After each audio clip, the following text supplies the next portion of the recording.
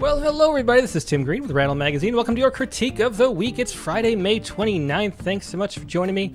We have a fun episode here today of the critique of the week where we give that workshop experience, sitting around the room, looking at people's poems, trying to make them better, telling people how we react, what's working, what doesn't, where we feel engaged, where we don't, where we feel lost, where we feel found, all that great stuff that makes a poem work. Let's see, who do we have here? Alyssa Matthews is here and has poems in the queue. I see that right away. We'll take care of that. PMB's got some too. I know we've done PMB in the past. We might get to PMB as well this week. Let's see. Tabitha Hot Cocoa is here. Let's see. Terry Miller is here. We got D. Coleman, Mark Grinier. Scrolling down, we got Danette Burmia, Brian O'Sullivan in the house. Deb Tannenbaum. Let's see. Jamie Thomas is here. Mary Keating, great to see you, Mary. Doug Van Houser is here. Let's see if there's anybody over on. So more and more, Facebook just does not show live videos. They've really de-emphasized them. And they only keep them archived for 30 days now. They just don't feel like their video aspirations were worth the server space, I guess. So they're not really pushing videos anymore. But if anybody trickles in there, I'll keep an eye out. Over on X, it's streaming away too.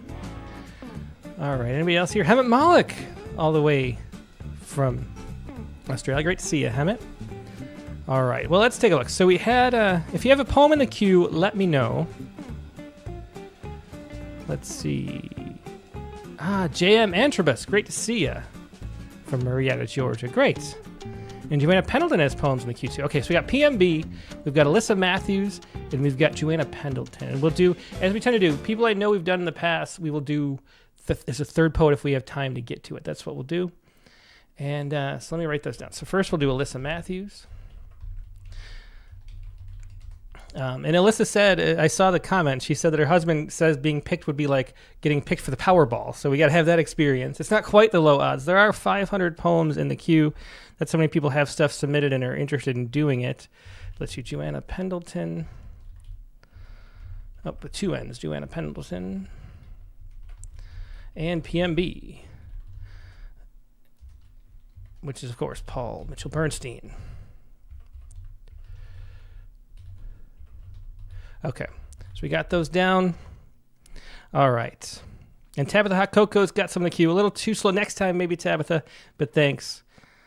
All right. Okay, so as always, leave as many comments as you can. That's really helpful to the poets. That's what we're trying to do, is to, if you write poetry, that means you read poetry and you like poetry and you want poetry to be good. You want to be moved and connected and enjoy the poems you read. And that's what we really focus on here, is how to make the most of your poems, how to get your stories across, and all the tricks of the trade, the tools as we go along. So let's take a look first. I see PMB is right at the top, but we're going to go to Alyssa Matthews. And as always, if you're enjoying this, if you like this show, make sure you click the like button. It helps more people see it if you click like.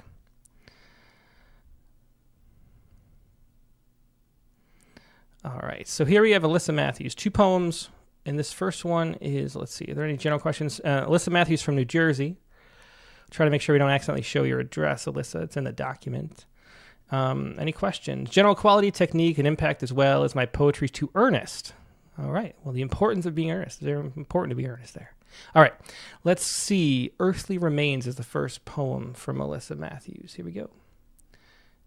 Earthly Remains. Try to get this. I made this a little too small. Hang on a second. At some point during the Rattlecast, I shrunk it too much. I gotta fix that. Okay, we want to get the whole thing on the screen without okay, there we go. So here's Earthly Remains. And again, these are poems, 2 poems we're going to be looking at by Alyssa Matthews from New Jersey. Earthly Remains. I heard about human composting on the radio, driving my son to a ball game. Black locust trees blushed with flowers, their perfume dancing through open car windows. Ooh, I said, I want that, to do in death what I could not do in life. Let go of my body, my breath, myself, slipping away without a safety line. When I die, my body can travel to Vermont or maybe Washington to be cradled in alfalfa or in straw, watched, tended, then returned to the world in a burlap sack as warm, rich loam to feed the next generation of lilacs, tulips, towering locusts. We called them thorn trees when I was little. They have inch-long spikes, but their fragrance is like swimming in honey. One quiet April morning, I was twirled in the soft, damp grass. A sapphire moth with blushing freckles landed on my outflung arm and danced with me. Light as a first, uncertain kiss. I held my breath until the moth flew off. Now I see memory in candles, soaps, and tiny glass bottles that cost as much as tickets behind home plate. So, back to the topic of compost, my son was horrified. I would never let you just rot. I love you. I love you too, honey, but that's not my point. One day you have to exhale, but that's not what he wants to hear. When I die, he will do what he needs to, and I will have to let him. Mother or compost, I can only nourish at the root. That's the first of two poems by Alyssa Matthews. This is My Earthly Remains. And I like the details moving through the poem. I think one of the things those details could do is expand and extend and make them a little bit more rich. So that's my first thought. I like the progression of the poem. There's a little bit too much sort of wordiness, just sort of chat-like language that cuts against the real intensity and the power of the storytelling. And then some of the descriptions are a little too short, and we just have a little bit where we could really dive in and expand them and make it come to life a little bit more. So those are the two things, just looking at this first poem, I would think about most off the top. Let's see, I'm going to move this over so I can see the comments that go to. Okay. So, so let's look at a little bit more slowly, a little more detail. Earthly Remains. I think the title works. It sets the stage for what we're about to explore. I heard about human composting on the radio driving my son to a baseball game. And now here, this is one of the things that I was talking about. So this is a great intro, a great first line. It sets the scene. We know we're sort of with the speaker. We know we're talking about a story in the past tense where we heard this on the radio while we were driving my son to a baseball game. And there's an opportunity here for just to make this come to life a little bit more by describing what the son looked like maybe in the front seat or the back seat or wherever he was. Or, we have the black locust trees blushed with flowers, their perfume dancing through open car windows. But that is sort of external to the story. Like it just happens to be going by and sort of incidental. And I think we could, instead of going to a description of what's out the window, go to a description of how your posture was or what the sun was like or what that conversation was. That's an interesting first two lines. So expand on it a little bit. Yeah, Mary Keating says the first two lines are great. It really pulls us in. And I think we should stay there and not sort of leave the car right away. And PMB saying that too. And Deb T says a lovely voice, and I was with her most of the poem, but got a little less engaged towards the end. Yeah, and so it gets a little chatty at the end too, is what I'm saying. So stick with you want to have description, you want it to be drawn into the scene, but you want to be drawn into the parts of the scene that have like emotional weight, And since we talk about the sun later and we come back to that, let's see the sun a little bit more, so we get a sense of that relationship, the interaction, how he looks, so we get to feel like we're in the car, because what we really want to be is in the car right now. I said, I want that, to do in death what I could not do in life. Let go of my body, my breath, myself, slipping away without a safety line.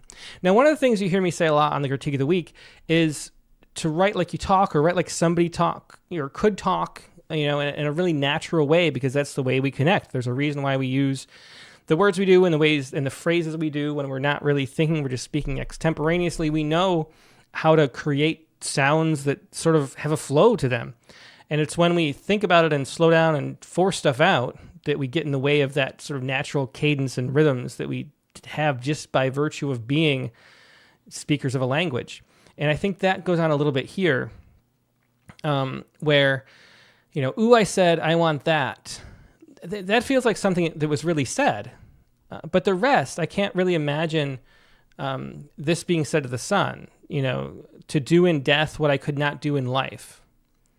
Like, would you really say it that way to your son? And did that really happen that way? It doesn't feel authentic as far as just how the things are phrased, how that would be described to a son on the way to a baseball game.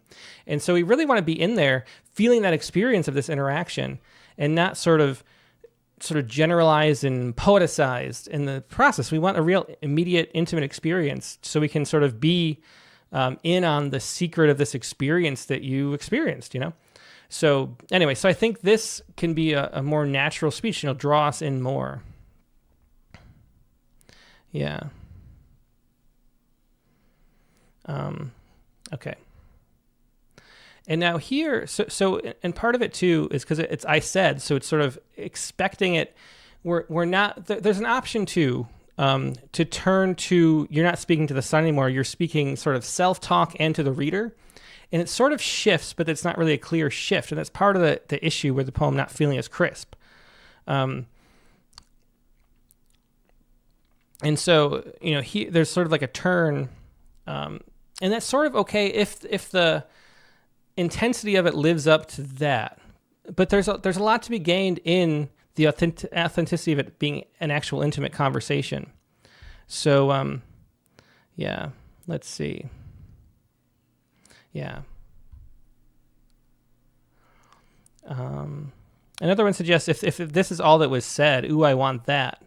But then we never elaborate for the son either. I don't know. My instinct is to stick with the actual scene and tell us the story as, and maybe cut in and out. Like look at a novel that you like, the dialogue in, and treat this like a dialogue type poem where you can interject between parts of the conversation. But I sort of like to see the conversation.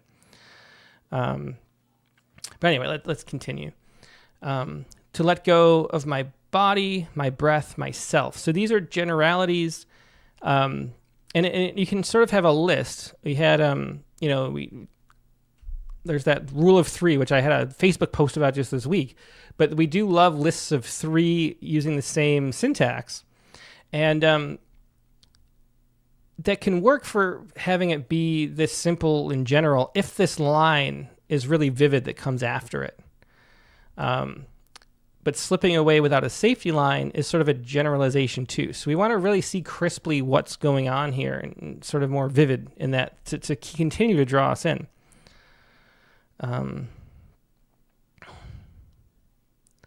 Yeah. Okay, so I'm reading some of the comments. Okay. And now the poem does take a turn more in toward where we know you're talking to us. When I die, my body can travel to Vermont or maybe Washington to be cradled in alfalfa and straw, watched, tended, then return to the world in a burlap sack as warm, rich loam to feed the next generation of lilacs, tulips, towering locusts. And so for this, and notice the poem comes to life a little bit more here. Because the details are more vivid and memorable. So when I die, my body can travel to Vermont or maybe Washington. Somebody asking I saw just as it was flying by, wondering what that means. And I think it is that these states allow, I assume these states are states that allow composting of human bodies as described in what I assume is an NPR article or on the radio. And so you could go there, your body could be sent there instead of being cremated to be decomposed into fertilizer or whatever it's done. And then we get the watch tended, then return to the world in a burlap sack. Now, see how we have to be cradled in alfalfa and straw, watched, tended. And remember what here I said that the vagueness of this is okay if there's something vivid right here. Well, the same structure comes up again, but here it works because this is more vivid. So watch tended is kind of dull. But then return to the world in a burlap sack as warm, rich loam to feed the next generation of lilacs, tulips, towering locusts. So just note as you're writing that the vividness of this allows for other straying, and that's a good thing to be aware of because it works because of that. Another thing to point out in this poem is we have these lists of there's this list here. I guess this is technically only 2, but it kind of feels like that when he goes straw, tended, and watched. And then we have the lilacs, tulips, towering locusts with no punctuation and listed as single words on a line. And to me, that breaks the poem out of the speaker's voice and sort of it's a little too self-conscious and makes you conscious of what the poem, the fact that somebody wrote this poem instead of being carried away. And so, yeah. Roselander points out in the specificity of alfalfa and straw. Yeah, the alfalfa and straw really works too. It's the specificity of that. It's this being specific. It's this being specific. It's that you can really see the burlap sack. That's what makes this stanza really work. Okay, we'll continue. We called them thorn trees when I was little. And I love the thorn trees part because, again, it's very specific. And specific stuff is much more vivid and memorable. They have inch-long spikes, but their fragrance is like swimming in honey. One quiet April morning, I twirled as in the soft, damp grass. A sapphire moth with blushing freckles landed on my... I think the lack of punctuation, there should be a comma here, but it's even rushed, I think, if it were a comma. I think it should be a period. You have the as, but it just feels like one quiet April morning as I twirled in the soft, damp grass, a sapphire moth. Well, maybe not. Maybe it's just the lack of the comma that throws you off, but you need that comma. A sapphire moth with blushing freckles landed on my outflung arm and danced with me. Light as a first uncertain kiss. I held my breath until the moth flew off. Now I seek memory in candles, soaps, in the tiny glass bottles that cost as much as tickets behind home plate. So again, there's some vivid stuff here that works. This shift to in time is interesting. I'm wondering sort of where it's going to go and what the point is, but I like the details here. And so I'm sort of engaged with the poem. I wondered if the poem could end, and I wonder if at some point it did end in this spot, behind home plate. That feels sort of like a rounding up back to the beginning of the poem type image to end on. But it continues. So back to the topic of compost. My son was horrified. I think when we talk about earlier, like it being chatty and that getting in the way, this line, so back to the topic of compost, that's sort of aside to the reader. Sorry, some little upset kid over there. But that aside to the reader just makes it feel, again, it's like a move that's self-conscious and gets in the way of us being lost in the poem. I don't think you need to say that. You can just jump right into my son was horrified and jump back in time to the car again and go back into that story. And I think that's a good move too. Yeah. Mary Lisa D says, back to the topic feels like a hard transition. We don't need that. Yeah, exactly. So cut this one. I would never let you just rot. I love you. I love you too, honey. And so this dialogue is pretty dull too. If anything, one of the things I learned, just speaking of novelists, I took a class as an undergraduate with Janet Fitch, and she was really against using any kind of dialogue that can be paraphrased. That is her sort of mantra. And Janet Fitch is the author of White Oleander and Painted Black, a couple books have become movies.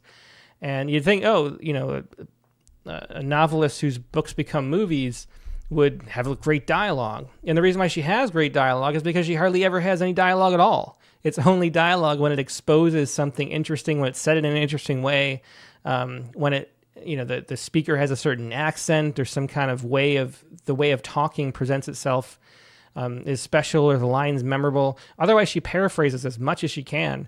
And that's how you keep dialogue really strong. And so, stuff that's just basic stuff you would say.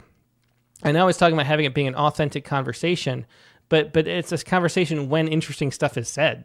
And so having, I love you too, honey, that the repetition of that, the I would never let you just rot works because it's an interesting thing to say about the kid, coming out of a kid's mouth is interesting. But then the I love you too, honey, is pretty flat. And so there's just no need for that to go into that one. One day you have to exhale. And I like that line in isolation. It's interesting. But that's not what he wants to hear. When I die, he will do what he needs to do too, and I will have to let him. mother or compost. I can only nourish at the root. And I think this is the second thing I would, cut for sure. Here was an interesting ending. We went back to the car, which was a good move. But then this last line feels very much like a summary, and it just doesn't hit. And I will have to let him is a very simple statement that has a lot of power to it. And so, yeah. Okay. Let's see.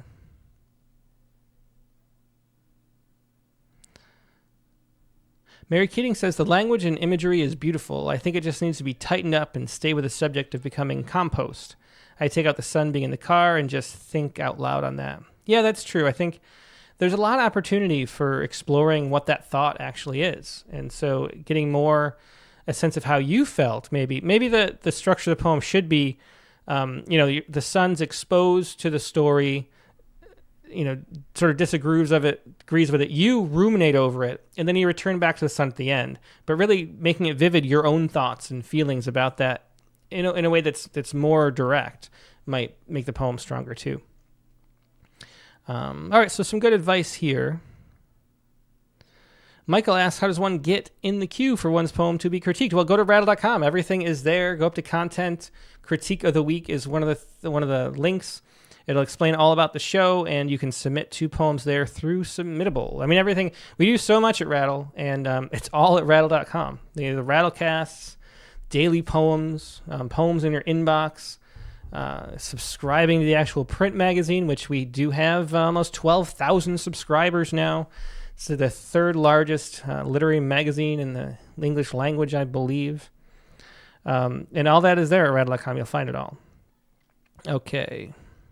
The Rattle Poetry Prize, too. I should mention the deadline of that is coming up in not too long. Okay, well, let's take a look at the next poem. Safe at Last. Again, we're looking at 2 poems by Alyssa Matthews from New Jersey. Safe at Last. Here we go. Sometimes I sneak off to the ballpark all by myself. There are not many secrets I keep from my husband, but melting into the crowd is something I cannot share. I dissolve the way some people lose themselves in the sea or vanish into the eyes of a lover. The national anthem flows through me, the pulsing of bodies becoming one. The smell of hot popcorn hovers like incense. Safe be with you and also with you. Night games are best. The sky a black dome, the lights buzzing stars, the white ball marking a perfect arc. The stadium is a galaxy vast enough to hold me atom by atom, absorbing me, absolving me from this single moment. I never leave early. I don't want to let go. Miracles do happen sometimes. Yeah. So this, I think, is a great... and again, I think in this poem, we have some of what we were talking about we should add to the other poem. In that interlude where I said we need to hear a little bit more vividly about your actual feelings about being cremated. And because we all, like, if you imagine that, you imagine like your body actually disintegrating and what that would be like if you could experience it, even though you can't. And that's really interesting. And here it's the same kind of thing where we go into your actual feelings, the speakers of going to a ballpark at night. And I think it works really well, except the ending doesn't really... So to me, just overall, the ending just doesn't do it. The ending is sort of summarizing and generalizing instead of really coming to a conclusion. And so I think that's... Yeah, Mark Grinish has dropped the last 2 lines. And that's one definite possibility that I thought of already. I never leave early, I don't want to let go, and then let it go at that. So miracles do happen sometimes. It's sort of this... extra sort of ribbon on the bow or something. And it just doesn't really work. It takes you out of the poem again. And you want, maybe I haven't used this metaphor a long time, but there's I don't even remember what it is. Is it the movie Hitch or something? Where there's this dating advice guy who's played by Will Smith. And he's trying to describe how to kiss somebody. And he's saying, don't go 100%. You got to go 80% and let them come the other 20% to you. And think about that in poems. You give the reader 80%. You let us know where to go, but they got to lean forward a little bit and kiss you too. And that means, let them come to a little bit of the conclusion, think a little bit for themselves. Don't tell them anything, or everything, I should say. Tell them enough to get there, but let them make the little leap. And that's why it's a dance. It's a connective experience between us where we can participate in it. And so I think the endings, both these two endings, Hitch, yeah. Both these two endings, thank you, Tabitha. Yeah, both these two endings sort of do that. They go too far and don't let us participate in what we're talking about. But let's read the whole poem one time and talk about what works. A lot of this really works well. So Safe at Last. And it's an interesting poem for me too, because I love baseball, but I don't really love going to games and watching baseball. I like playing baseball, and I have so often there's a huge screen we have, and I have a little Mets game in the corner while I'm working and stuff, and I kind of look up when something interesting happens. But going to a baseball game is not something that I fell in love with like this. So even though I love baseball, it's interesting to see this perspective for me personally of somebody who loves going to the games. So Safe at Last, and a bit of a baseball reference there too, sort of a double entendre. Sometimes I sneak off to the ballpark all by myself. And this is a great example of the voice that works so often in poems, where I'm whispering to you a secret. And that works, that works very often. I mean, if you look at a lot of Billy Collins poems do that. It has just that posture of hey, it's just me and you here. I'm telling you something I wouldn't tell anybody else. Even though I'm writing a poem, I'm telling everybody. But there's this vibe of it being a whispered secret, which makes it very intimate and personal, and we can connect with it. And that's one of his many secrets, little tricks he does. And this works well here. It does the same thing. The one word lines, I'm a little bit hesitant of all the time because I have to carry enough weight to sort of justify their existence. And I already saw Mary Keating says maybe you could drop the sometimes. Here, I think it works. And I think it's in the two poems, the only time it actually does work. Because it does, I don't know, it sort of gives us a softer takeoff or something in a way that kind of works. It builds a little bit more intimacy. Just sometimes you wonder what's going to be said. It gives us a little bit of moment of hesitation. I think it kind of works there. So it's a really nice opening again. The last poem had a good opening too. I sneak off to the ballpark all by myself. There are not many secrets I keep from my husband, but melting into the crowd is something I cannot share. And so again, you're whispering the secret to us that you wouldn't even tell your husband about. It's great. And that makes it feel like we're engaged. We're oh, I want to hear more about this. And it's because of that intimacy. I dissolve the way some people lose themselves in the sea or vanish into the eyes of a lover. And I think that's really good too. I like those lines. So we're really the first stanza. I don't know if there's anything I'd really change. It's a casual type voice. We get the sense of mystery. We're curious and interested. The national anthem, and then we're going to get some description of why I like going to the games. The national anthem flows through me, the pulsing bodies becoming one. The smell of hot popcorn hovers like incense. We get good descriptions. Safe be with you and also with you. So there's that religious, somebody mentioned liking the religious aspects that come in, and there's that too. The one thing about this, I've never heard someone say safe be with you. It's a little bit of a, I don't know. I mean, it seems like a stretch to me to be sort of authentic like that. And maybe it just felt a little off to me, just how it's phrased. I'm trying to think of another word that would work better like that. And we also have safe in the title too, which is sort of a reference to Save at Last, also. Mary King says, love the description of popcorn. Yeah, I like that too. And so it's a vivid type poem. Hovers like incense, safe be with you and also with you. Yeah, I wonder, it seems like something else, some other word, because isn't it peace be with you? What do they say at the, I don't really go to church very often. Yeah, Mary King says, the safe be with you took me out of the poem. I think there's a better way to say that, but I like the concept though. Is it the Lord be with you? Okay.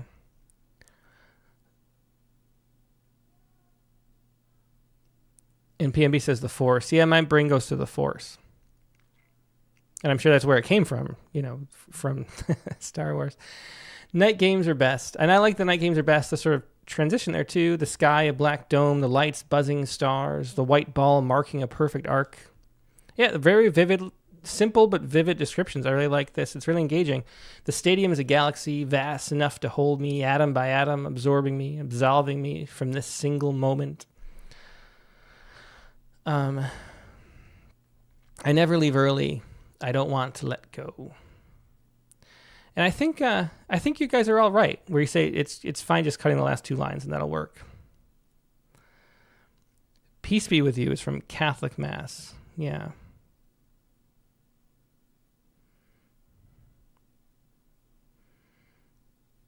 Yeah. Okay. So anyway, so I would cut this. Fix up this. It just seems a little off. And somebody said ends. I don't know who said it because Mary Keating's agreeing, but I agree ending it atom by atom. How would that go? Night games are best. The sky, a black dome. The lights, buzzing stars. The white ball marking a perfect arc. The stadium is a galaxy vast enough to hold me atom by atom. I think. I think that's not enough to end on atom by atom. I think you want this, but maybe what the impulse is to cut this, which feels a little bit sort of forced and heavy-handed in the same way that this does too. So you try to find ways. I think the key is to try to find ways to make these two parts, because you want to get the religious thing across. It's sort of the make it feel more natural. But you could go, the stadium is a galaxy vast enough to hold me atom by atom. I never leave early. I don't want to let go. And I think that would work better. So we got the parts to fix up and work on.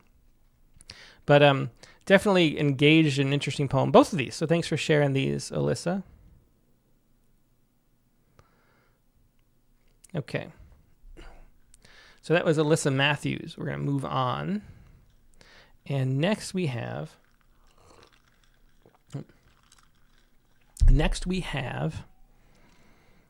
Who was it? Where'd I go? Joanna Pendleton. Let's take a look at Joanna. See what she's got for us. Joanna Pendleton. Oh, it's under Mary Berry. Okay.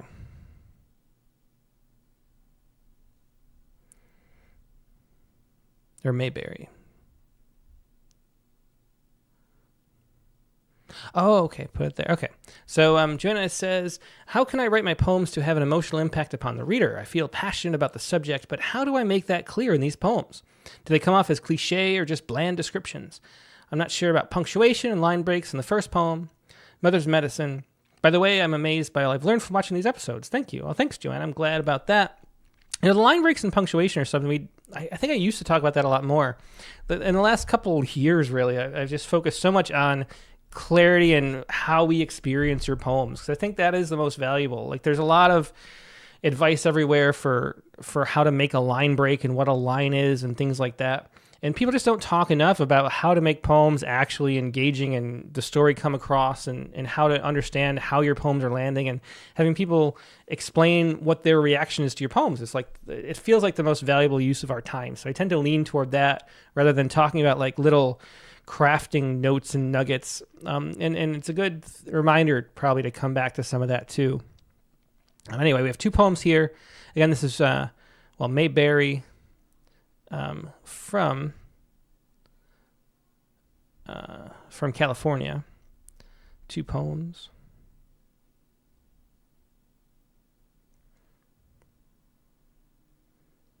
Okay, here we go. This is Mother's Medicine. Your word cure for my wounds is bound to kill me soon.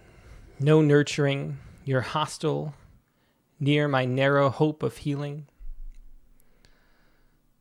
I try to hide my bloody gash. Your speech lays bare its secret heat. You reach for the scalpel behind your teeth to cut, exposing fresh red meat. Lips of curettes scrape to thin my tender skin, sprouting judgments. You revel in my shame. I'm struggling ankle deep in floods of dank, dark ruby, scents like ancient pennies left unspent.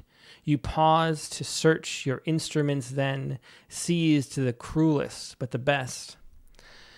The words to break my bones are next, and you don't mind an audience. And that's the first poem, yeah. It was Mother's Medicine.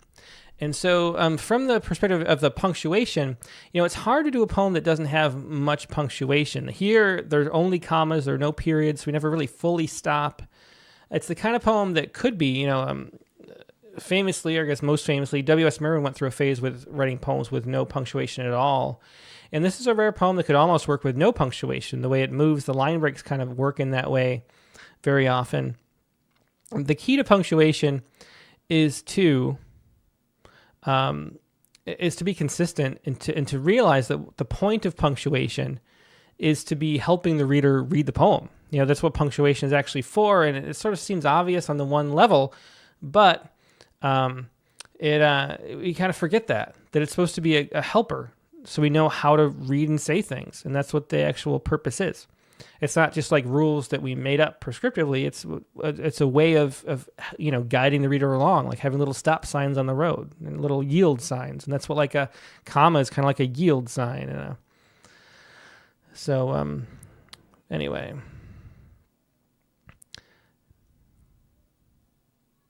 Yeah. Young Hedgelian says there are a lot of comma splices, but that's easy to fix. Yeah, we'll talk about that more as we go. But so here's Mother's Medicine. Again, we'll take it from the top. Yeah, your word cure for my wounds is bound to kill me soon. So there's nice sounds in that line. I don't know who the you is, which makes it difficult to connect with the poem. Mother's Medicine. So are we talking about, you'll see, Mark says the medical imagery works well here. Melk's a strong feeling, love the last line. Mother's Medicine again. So your word cure for my wounds is bound to kill me soon. Are we talking to the mother? Yeah, so Deb T says, I thought you was the mother, but the problem is we have to figure that out. So there are little tricks that people do in this kind of poem, and you'll see it very often, where, will indicate early on, like, first of all, I could say, dear mother, and that's one way to get it done. But letting us in on who you're speaking to, because once we know that, it feels a lot more intimate. Sheba Soup says, in fairness, I don't think your needs to be identified, certainly not right away. I just disagree. I think very often, almost always, you're just better served not making that be a mystery, because we just don't connect as well. So here we go. Yeah, Deb T says, mother, your word cure. Exactly. And you see, Sylvia Plath, daddy, blah, blah, blah. I mean, that's how it works. If that's the case. And so Mark Greener says, though as a lover, maybe. And, so we get a little bit lost in trying to piece together. Instead of feeling an emotional connection, we get lost in trying to figure that out, and it wastes sort of brain power. One of the creepier things I've heard lately is that intelligence will soon, because of AI, be thought of as a commodity to be metered. And that's a creepy way to think about it. But in a way, it already is the case in our own bodies and our own brains. Like, there's only a certain amount of processing power we have at any given time. And if we're using our metered intelligence on trying to figure out who the you is, it's just a waste of our energy where we should be connecting with the poem. And so that's why you want to get that you, make it make sense early on. Anyway, so it'd be better if it was mother, your word cure for my wounds is bound to kill me soon. There's a great internal rhymes there. People already talk about the rhymes. They're really nice throughout. No nurturing, you're hostile near my narrow hope of healing. I try to hide my bloody gash. Your speech lays bare its secret heat. So I'm a little lost in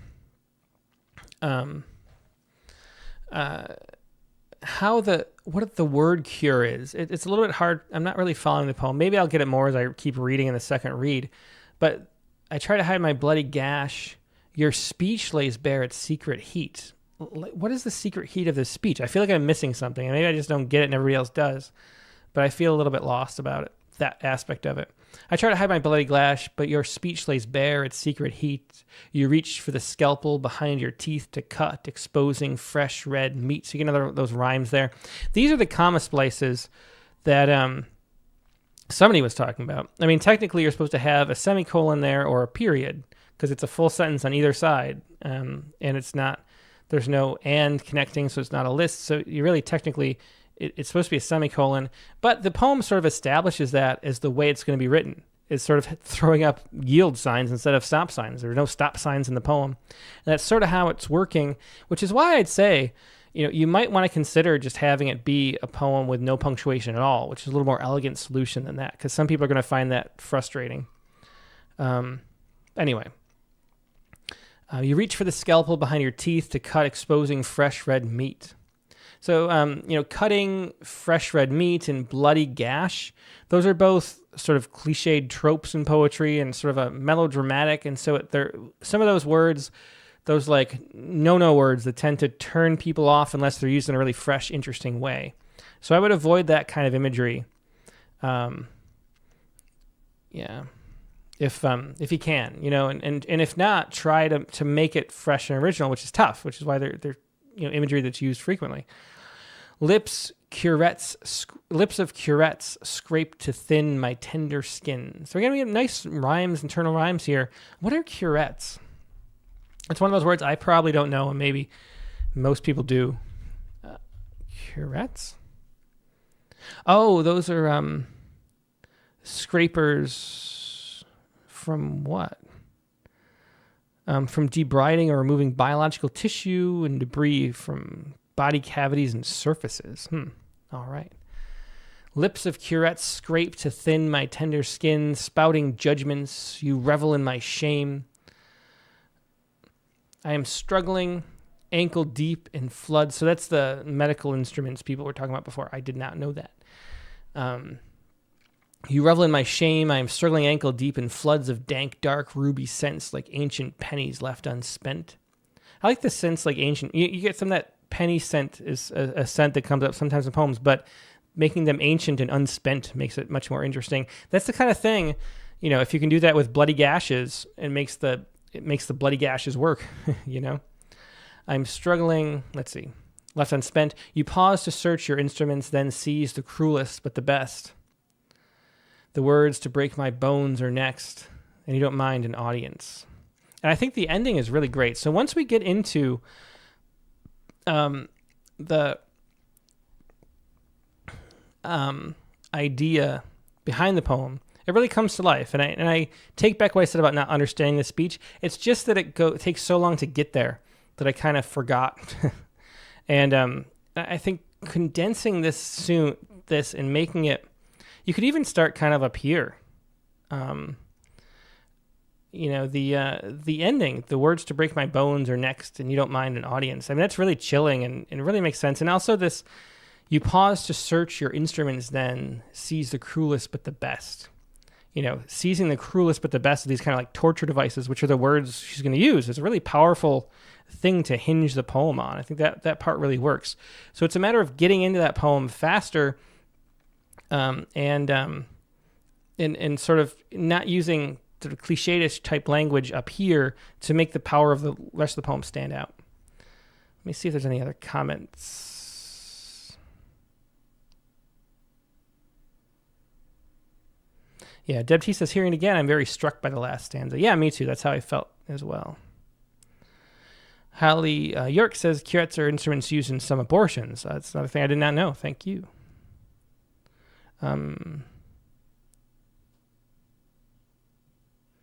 Yeah. Okay.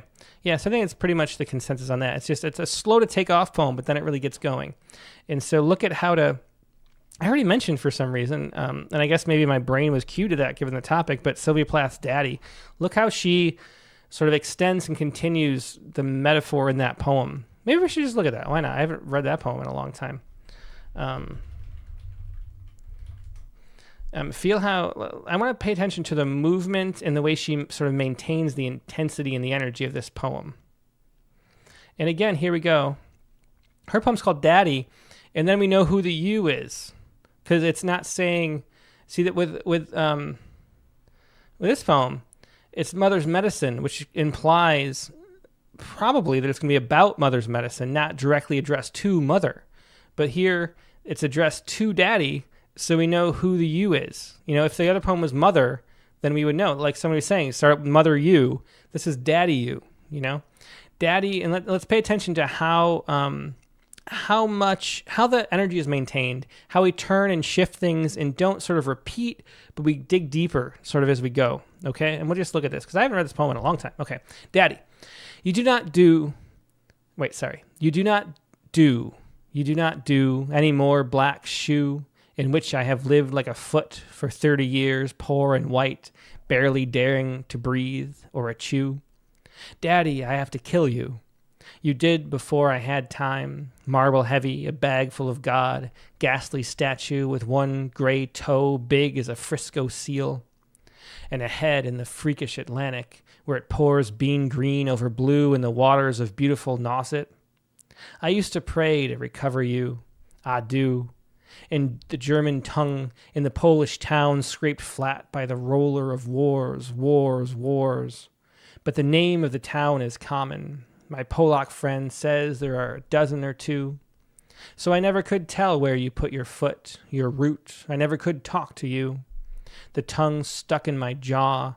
It stuck in a barbed wire snare. Ick, ick, ick, ick. I could hardly speak. I thought every German was you, and the language obscene, an engine shuffling me off like a Jew to Dachau, Auschwitz, Belsen. I began to talk like a Jew. I think I may well be a Jew. The snows of the Tyrol, the clear bear of Vienna are not very pure or true. With my gypsy ancestress and my weird luck and my Tarek pack, I may be a bit of a Jew. I've always been scared of you, with your Luftwaffe, your gobbledygoo, and your neat mustache and your Aryan eye, bright blue, Panzerman, oh you. Not God, but a swastika.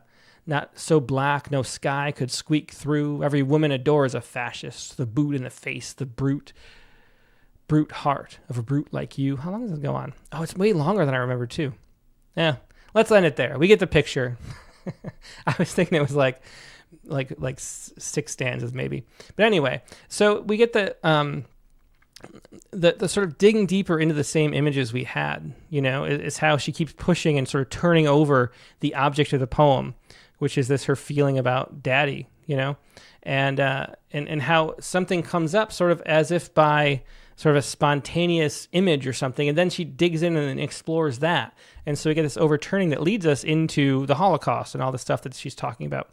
So, take a look, maybe deeper look at that poem, but that's how to continue and maintain it. And this poem, you don't want to use one of the most famous poems around as a model for your poem, because that's kind of lame. But seeing how things work is an important way to understand things. And so take a look at that. All right. Sheba Soup says, Sylvia doesn't give a damn how she's interpreted. She's just pouring out. Yeah, exactly. Yeah.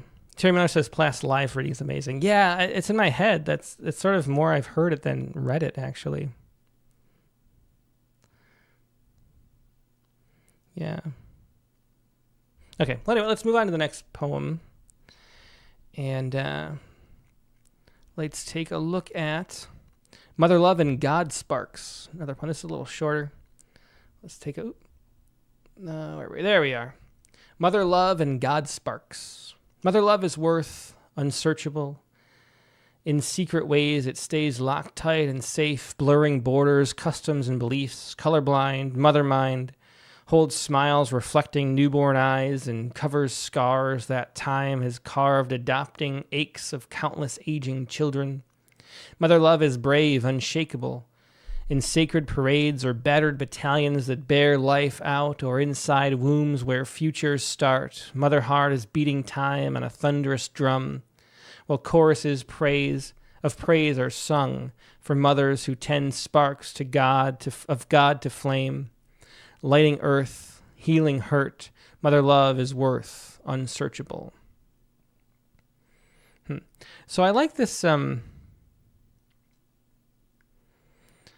Let's see. J. Michael, I think, and Trubus says, everyone go read Red Comet by Heather Clark. I'll go look at that after. Yeah. So I like the strangeness of the Mother Love as a word.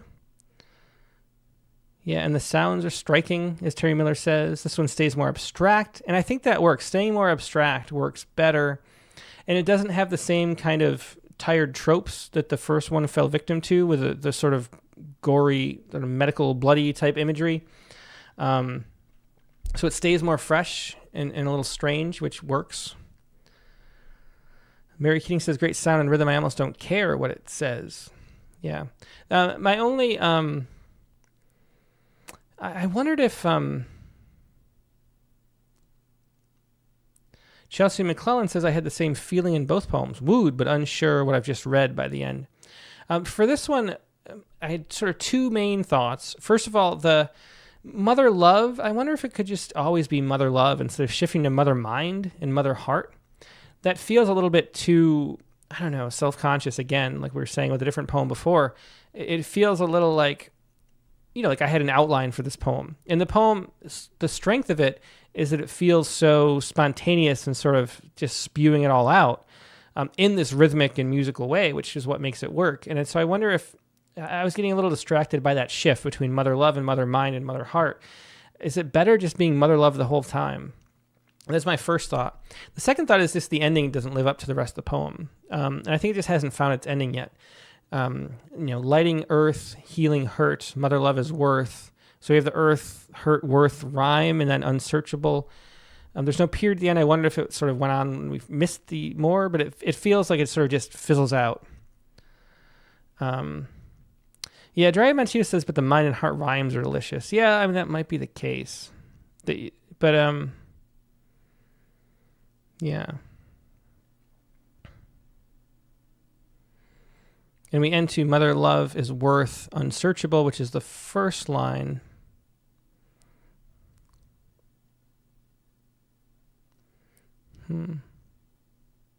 Let's read the whole thing again. Mother love in God's sparks. Mother love is worth unsearchable. In secret ways it stays locked tight and safe, blurring borders, customs and beliefs, colorblind. Mother mind holds, smiles, reflecting newborn eyes and covers scars that time has carved, adopting aches of countless aging children. Mother love is brave, unshakable, in sacred parades or battered battalions that bear life out or inside wombs where futures start. Mother heart is beating time on a thunderous drum, while choruses of praise are sung for mothers who tend sparks of God to flame. I wonder, maybe it's just the poem wants to keep going. Yeah, it's sonically pleasing, says Shape of Soup. I think maybe the thing is it just fizzles out because this really just isn't the ending. It should keep going, I feel like how far can you take this? And it hasn't gone on its whole journey yet. That's my opinion of this one. Let's see. Is there anything else we want to point out? Again, I think this one, again, the rhymes are great, says Mark Grenier. The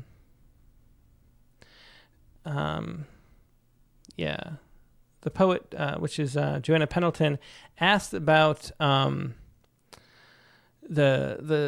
line breaks and the punctuation, and I think they work. I think there's a consistency to it. It is unorthodox to only have commas and have sort of stanzas be the periods, but I think it works and sort of keeps rolling in a way that's nice. Danette Burmy says it's missing the God sparks. And Michael Antrobus says, I want the poem to grab onto more contemporary scenarios of mother love. Yeah. Okay. Yeah, we never get to God sparks. Yeah, it's true. I just think there's more pushing of it, and there is that, the way we didn't get to all of that. I forgot how long it was, but the way that, and I remember that it keeps pushing, which is why we went to it, but even more than I thought. And that's kind of what I feel like we want to do with this is just keep pushing and see how far you can take it. Yeah.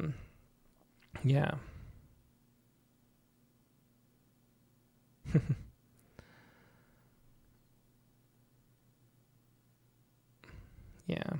Dry Montito says, if you march on, then keep the form like it was in the previous stanzas. The breakdown of the form was what made the last two lines feel lax in energy to me. Yeah. Ryan McCarty says, totally huge question, but how do you think about when to find the heart of a poem by condensing and when to look by expanding? I guess the answer to the question is, do you feel like it went somewhere? Are you transformed? Does the poem make you think about something in a different way? And if that hasn't happened yet, if it stayed in one place, then you got to expand it. And if it's already got to its heart and went past it and you feel something, but it happened early on in the poem or something, and then shrink it down. I guess that's the way. It's going from one place, one mental state, one emotional state to another. And that's how you end up with a poem that feels like a journey. Young Hegelian says, I enjoyed hearing them, but it feels like they let the sounds take over and lost sight of whatever inspired the poems.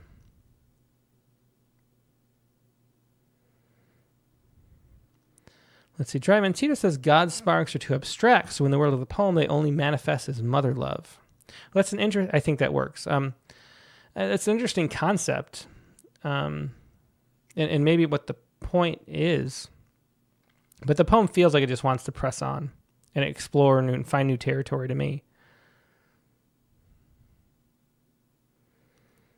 Shape of Soup advice is, I would say you need to step back and essentially structure an outline. You need defined goalposts. I think you need to read the poem and feel it and experience the feeling of it. Like, there are so many times where the heart of the poem is like a really simple line that happens somewhere, and it comes, and that's the thing that needed to be said. And it's a really simple thing, but you just didn't know you needed to say it. And then the context of the poem, all the details sort of swirling around it, or what make that simple line have real power. And that happens very often if you can find it and see that. But it's just a matter of seeing what, if you figured out. I feel like every poem, there's a question, there's a problem, there's an impulse, or something that's like an itch, and you're trying to figure it out, and you scratch it. And once you realize you scratched it, that's when you know the poem got somewhere, and that's the key. Okay. Well, we're going to wrap it up. That's an hour long. Thanks, everybody, for joining us on the Critique of the Week. Always such a pleasure doing this. It's one of my things, even if my camera was like not centered all episode. But it's been a lot of fun. Thanks for joining us on the Critique of the Week. I have to say, we're going to be taking a little bit of a break, and it's probably going to be 3 weeks off of the critique. We have a bunch of things coming up on Fridays, and it's going to be difficult to get to them. So we might not have another one until like June 20. Yeah, we might have June 26th might be the next Critique of the Week. We might be able to squeeze one in like around the 18th or 20th, but a different day. But that's going to be a bit of a break for the critique. We've had a few. I've done a lot of like moving around to different days. I think I'm going to do more of just like skipping weeks when we can't make it, because there's a lot of stuff going on. We got 4 kids in the house. We go on some summer vacations and things. This is the time too where fewer people are watching, because like spring break's just out. Teachers are on, people aren't doing their normal stuff right now. So it's a good time for a little bit of a break.